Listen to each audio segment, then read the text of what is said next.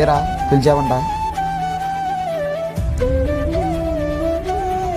నేను ఎందుకు పిలిచానంటే ఇంకొకసారి బెట్టింగ్ ఆడుకోకురా.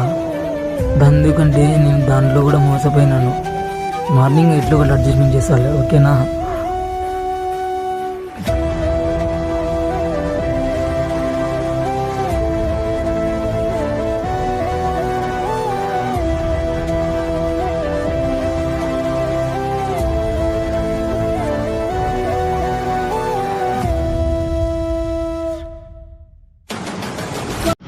హలో, అలా చెప్పరా.